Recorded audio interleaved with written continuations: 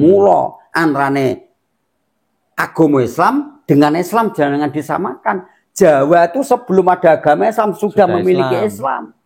Islam artinya selamat. Nggih. Agama Islam agama sing selamat. Maka di Jawa itu bisa menerima semua agama diterima. Gaya tujuan agama itu semua tujuannya kepada Islam. Pada selamat. Pada keselamatan. Mulai Hindu, Buddha, Kristen, Katolik itu tujuannya kepada keselamatan. Kalau bahasa Arab tuh yang namanya Islam. Selamat. Kalau bahasa Jawa Jawi artinya ngerti. Lah nak murni sembahyangi wong Jawa sebelum kedatangan karo agama salate wong Jawa ki sluku tunggal. Maksudnya pripun itu, Mbah? Sluku tunggal ya eneng sing ngene iki. Sila tumpang. Sila tumpang, sluku tunggal, sela tumpang. Nggih. Sedakep nutupi babane wasanga. Mandeng pucaing grono ngringkes panca ndira lima panteng penyawange namung marang Yang Widi sing ditonton. Namung nembah marang Yang Wanon nutupi babane wasanga ngringkes panca ndira lima. Dadi salate wong Jawa niku namung ngesti samedi. Nggih.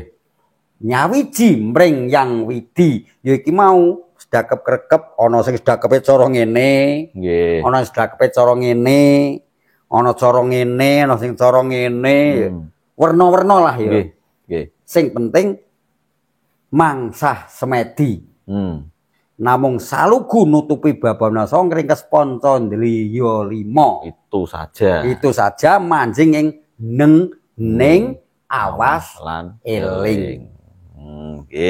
Ngesti tunggal.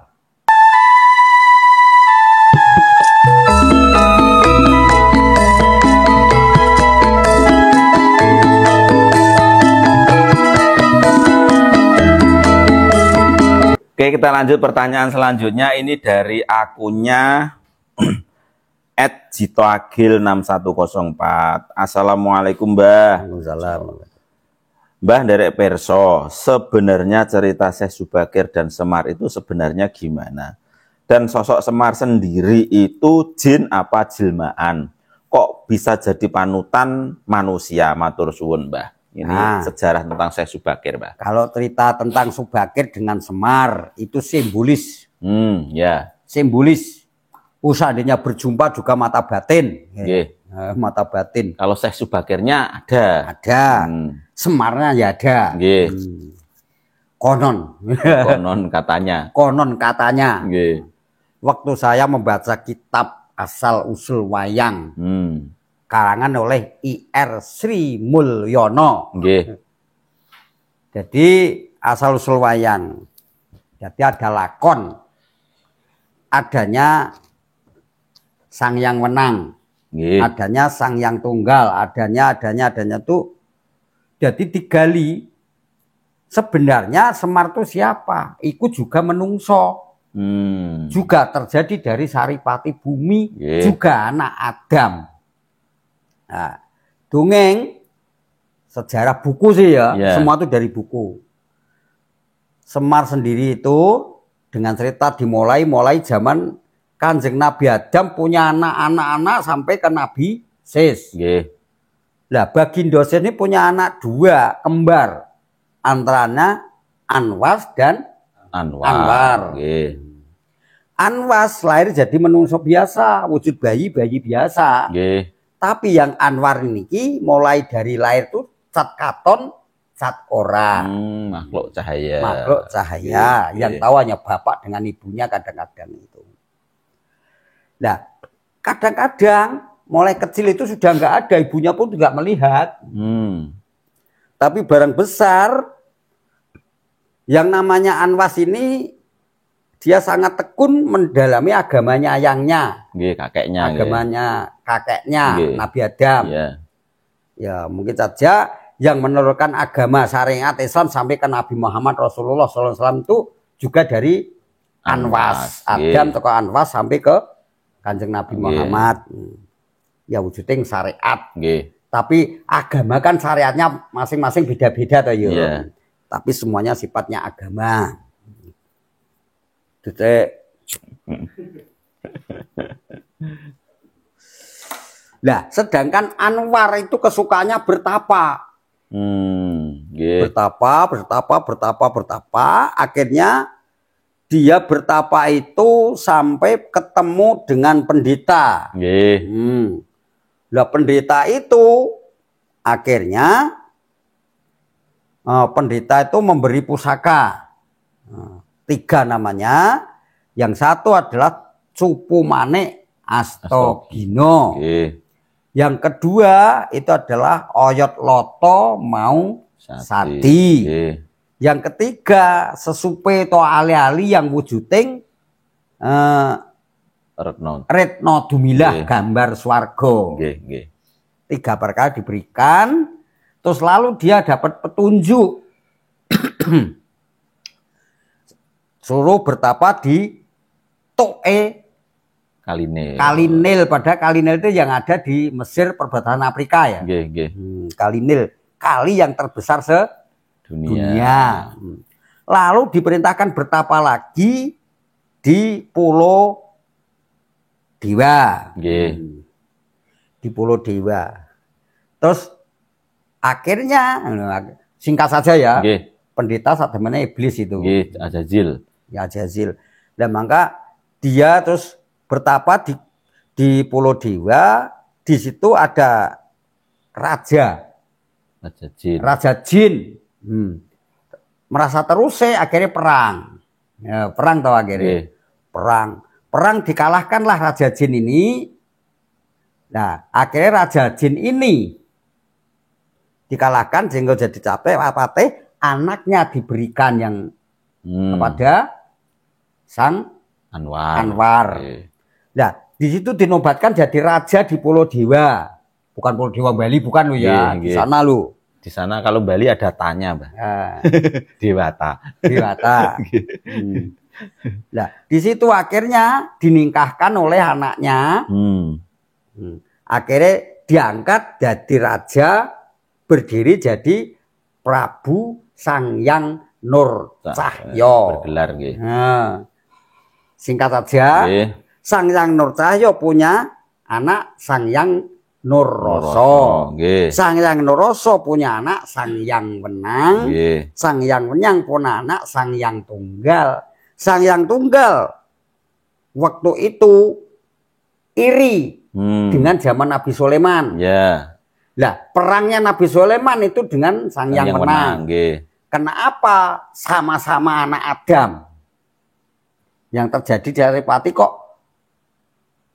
Tuhan Allah atau Gusti Allah tuh kok semua kasih sayangnya kepada anak Adam yang diturunkan di bumi, bukan yang diturunkan di Kadiwatan, alam cahaya.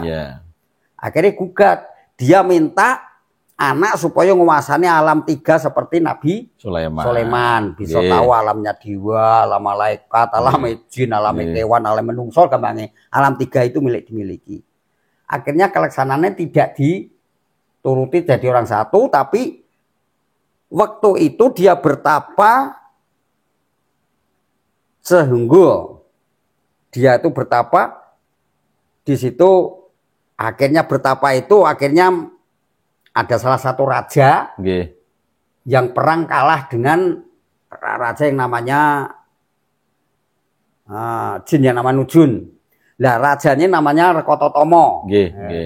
Rekototomo punya anak Rekoto mati.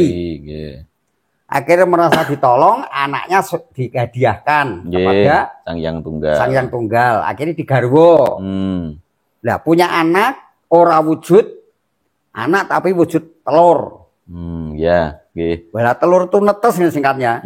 Netes jadi orang 3. Yang kulitnya di luar jadi togo atau entigo, jenenge Tejomoyo.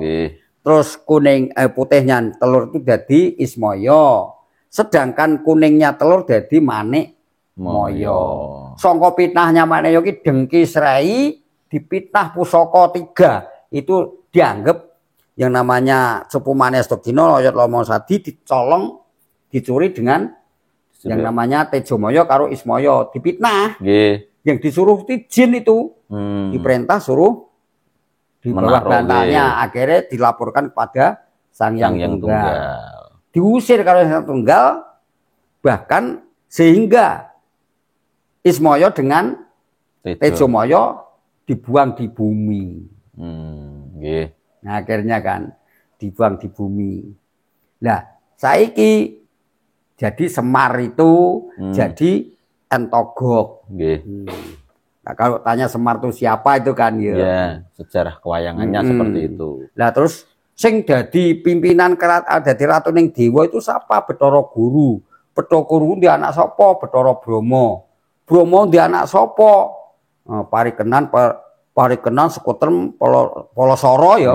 Sampai Abiyasa sampai ke Pandu sampai ke Arjuna ke Angkawijaya ke Parikesit dak Kediri, Bambang Widayana Bambang Wijaya lagi Jayabaya Kediri sampai ke Majapahit. Itu yang keturunan dari Sang Hyang Wenang, dari Sang Hyang Sis nanti tekan rantai dadi raja-raja kene kaya dene sampai Brawijaya ketiga. Nah, sing dari Semar akhirnya Semar itu diusir jatuh di Gunung Tidar. Gunung Tidar. Lah mula hasil pertapaan itu tadi yang dikemas oleh Ki Lurah Semar, Ketogok dari kasekten hitam katanya Demong Satria Hitam. Lah Semar yang putih. Itu akhirnya itu juga ilmu dari sana. Akhirnya Semar iso nguasani Tanjung momong wong-wong puluh tanah Jawa kene iki mau. Semar itu tadi Pangejawantah. Nah, akhirnya jadi ilmu Jawa. Tapi itu tetap makhluk cahaya. Tapi makhluk cahaya. Manggone ning alam manggonanya di alam cahaya artinya apa? Di alam barzah atau alam pedanyangan. Manggone di alam pedanyangan. Alam jin itu Alam jin. Waktu itu orang Gunung Tidar tuh hubungan antaranya manusia dan jin dan Semar itu hubungannya sama. Nah, sekarang Semar itu jin apa? Semar itu manusia. Juga pecahan dari anak Adam, tapi dia makhluk cahaya. Bukan jin. Bukan jin karena Semar diciptakan dari saripati bumi. Dia memiliki geni bumi, banyu dan angin. Kalau yang namanya jin itu waktu berjumpa dengan Nabi Adam itu adalah wujud kejadian dari uruping geni. Lah nek Adam karo jin tuwa ndi? Ya tuwa jin karena Adam sebelum diturunkan jin sudah ada. Ngono lho. Nggih. Lah saiki nek dewa karo menungso tuwa ndi? Dewa karo menungso tuwa ndi? Tuwa menungso. Lah kok iso? Nabi Adam ki dewa apa menungso? Menungso. Nabi Sis ki dewa apa menungso? Lah yo wis berarti dewa menungso, sedangkan dewa itu sesudah anaknya Nabi Sis. Ya, berarti dewa ki anake menungso. Anake menungso. Saripati dari Kanjeng Nabi Adam, keturunan dari Adam dibelah jadi loro, yang satu dari makhluk bumi, yang satu dari makhluk cahaya, yo kumpul di alame para jin. Jadi dewa dan jin iki alame padha. Nggih. Mula menungso hebat kan? Nggih. Alam jin yo ana sing nguasani menungso nek sing kuwasa ning kono. Bahkan jin wae kalah karo dewa. Nggih. Terus hubungannya dengan Syekh Subakir tadi pripun? Nah, kata-kata Syekh Subakir kalau dihubungkan dengan Semar, ya iya. Syekh Subakir iki nang awakku, Semar nang awakku. Lho kok iso piye? Kita kok jagat kecil ya. Nggih, secara saya simbolis orang Jawa. Nggih. Saya orang Jawa. Saya kemas ngelmune Semar ya ngono. Iya. Lah, Subakir ki wong kok Arab. Karena Subakir itu orang dari Persia. Iya. Wong Irak ya. Persia Irak-Iran no. Irak-Iran nggih.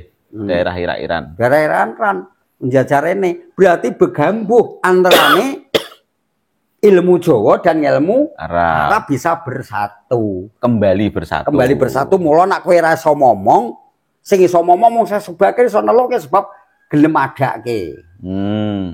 Nggih. Nah, gitu. Asline kok konone maki padha. Padha. Nggih. Sebab iki Anwar iki turunan dari Nabi Adam. Nggih. Anwas dari Nabi Adam. Nggih. Anwas melahirkan syariat Islam nganti tekan Muhammad Rasulullah. Semar entuke wong Jawa tepuk tek dadi siji. Mula antarane agama Islam dengan Islam jangan disamakan. Jawa itu sebelum ada agama Islam sudah memiliki Islam. Islam artinya selamat. Nggih. Agama Islam agama sing selamat. Maka di Jawa itu bisa menerima semua agama diterima. Gaya tujuan agama itu semua tujuannya kepada Islam. Pada selamat. Pada keselamatan. Mulai Hindu, Buddha, Kristen, Katolik itu tujuannya kepada keselamatan. Kalau bahasa Arab tuh yang namanya Islam. Selamat. Kalau bahasa Jawa Jawi artinya ngerti. Nggih. Oke. Kita lanjut pertanyaan selanjutnya ini dari akunnya @mbahparmin. Assalamualaikum warahmatullahi wabarakatuh. Waalaikumsalam warahmatullahi wabarakatuh. Rahayu sagung dumadi. Nyuwun sewu Mbah Yai niki kula naminipun Mbah Parmin saking Dukuh Ngreca, Desa Botoreca, Kecamatan Kunduran, Kabupaten Blora. Badhe nyuwun pitedah sembahyange tiyang Jawi niku dos pundi Mbah Yai sakderenge matur sembah nuwun. Sembahyange wong Jawa ki jane piye to ngoten, Mbah? Lah saiki Jawa sudah dibelah. Nggih. Jadi Hindu Jawa, Nasrani Jawa, Katolik Jawa, Buddha Jawa, Kristen Jawa, Islam Jawa. Nggih. Lah nak murni sembahyange wong Jawa sebelum kedatangan karo agama, salate wong Jawa ki sluku tunggal. Maksudnya pripun niku, Mbah? Sluku tunggal ya eneng sing ngene iki. Silo tumpang. Sluku tunggal, selo tumpang. Nggih. Sedakep nutupi babane Wasanga. Mandeng pucaing grono ngringkes panca ndira lima panteng penyawange namung marang Yang Widi sing ditonton. Namung nembah marang Yang Wanon nutupi babane Wasanga ngringkes panca ndira lima. Dadi salate wong Jawa niku namung ngesti samedi. Nggih. Nyawiji mring Yang Widi ya iki mau sedakep krekep ana sing sedakepe cara ngene, nggih. Ana sedakepe cara ngene, ana cara ngene, ana sing cara ngene. Werna-werna lah ya. Nggih. Sing penting mangsah semedi. Namung salugu nutupi babana song ringkes panca ndliya 5. Itu saja manjing ing ning awas lan eling. Nggih. Ngesti tunggal. Salate wong Jawa. Ya, sing diarani ngraga sukma. Ngraga ki wadak, sukma kuwi ilang, belajar ngilangake wadak. Ngono wae. Tapi untuk pandangan sendiri. Untuk pandangan yo sendiri. Nek kanggo wong Jawa kan yo sendiri pribadi kan. Nggih, tapi kan yang sudah ngalami yo paham, Pak. Nah, ya, yang ditanyakan yang belum ngalami engko apa dumuk tenan. Nah, karena saya ini Islam Jawa, waktu Islam saya melakukan sholli fardhu dhuhri. Bang harokatim. Allahu Akbar ki yo ngraga sukma. Selamat tinggal dunia sebentar.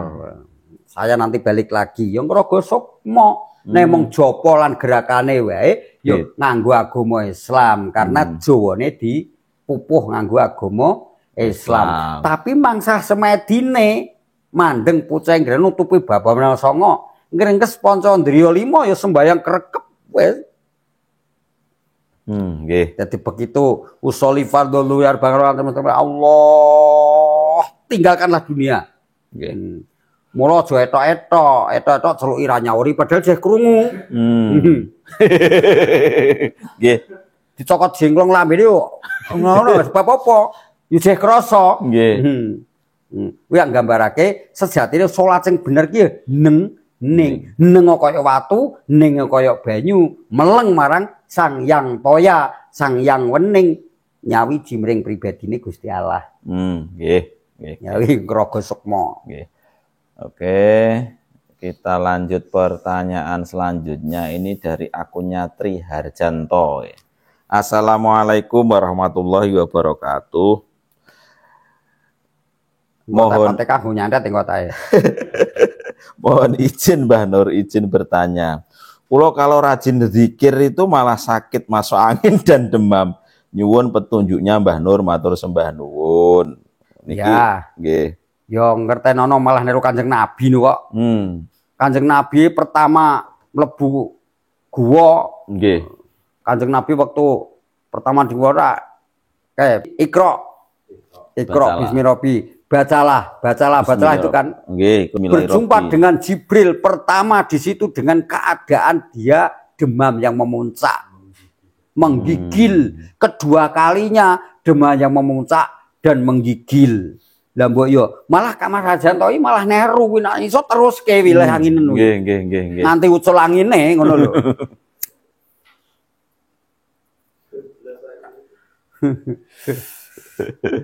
Oke, kita lanjut pertanyaan selanjutnya. Ini dari akunnya Suryadi Haryanto. Assalamualaikum Mbah Yai. Assalamualaikum warahmatullahi wabarakatuh. Saya Surya dari Bekasi. Mohon pencerahannya Mbah perihal hakikatnya Nabi dan para Nabi. Yang kedua, hakikatnya Nabi Muhammad dan Nur Muhammad. Yang ketiga, hakikatnya Rasul dan para Rasul. Yang keempat, hakikatnya wali dan para wali. Yang kelima, hakikatnya malaikat. Ada sebagian sudah terjawab tentang Nabi Muhammad dan Nur Muhammad, Rasul dengan para Rasul. Ya, maka Nabi gaweane wong apa wali gaweane wong ya. Nah wali gaweane sok dibentuk, kiai gaweane sing pinter jenenge kiai. Tapi pada hakikatnya kiai itu kan bagaimana? Yang namanya kiai itu kan yo satu, kiai itu dia sifat sidik amanah tabligh patonah tadi tuh ya. Yang namanya kiai. Ya, kiai gaweane wong sing penting pinter ngaji so dadi kiai. Iya kan ngono ya.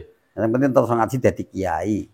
Tapi dengan intisari yang namanya kiai sifatnya kan tidak sama.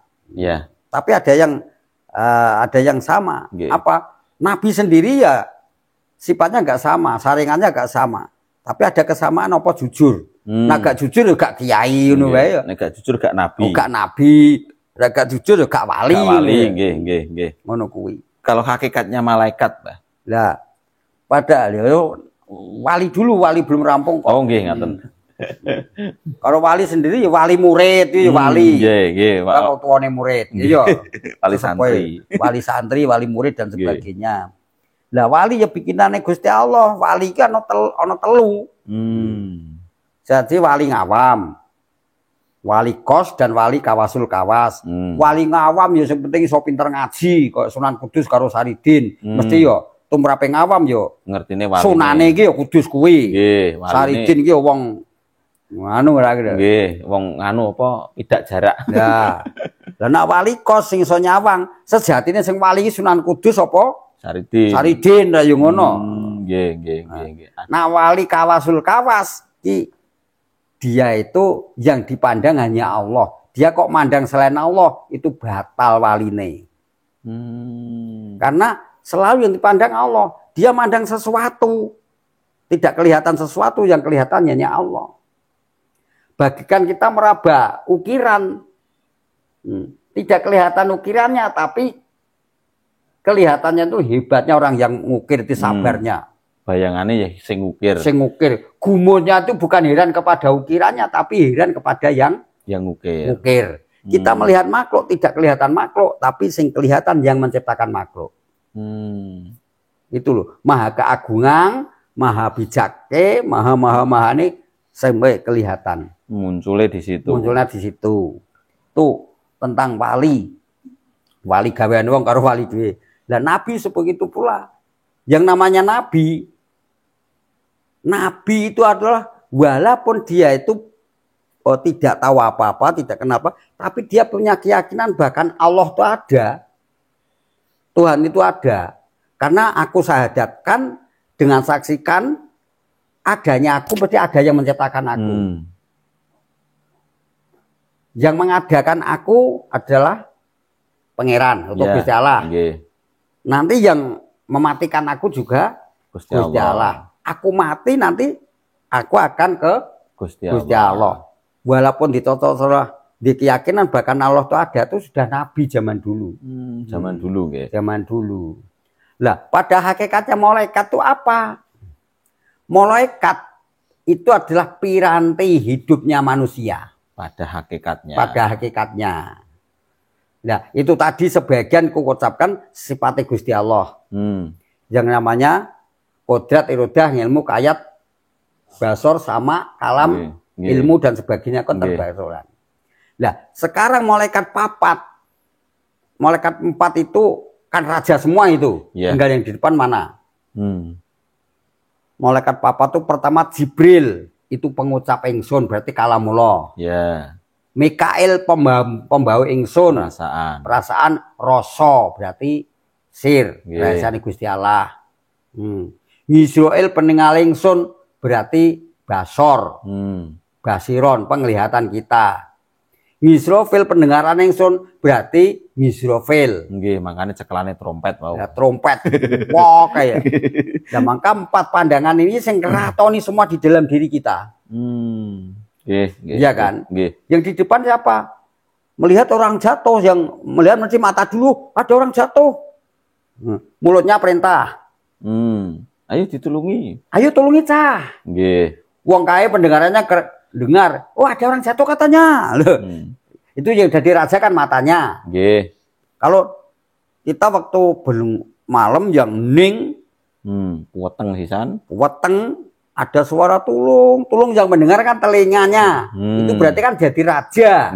Yang pertama. Yang pertama, akhirnya timbul pikiran, terus mulutnya gugah. Kron, ono wong tulung. Dan sebagainya. Berarti Jibril, Mikael, Israfil, Israel, Jibril lungguhe ning nggone lesan kita, Jibril, Mikael manggone pembawa pengerasan kita.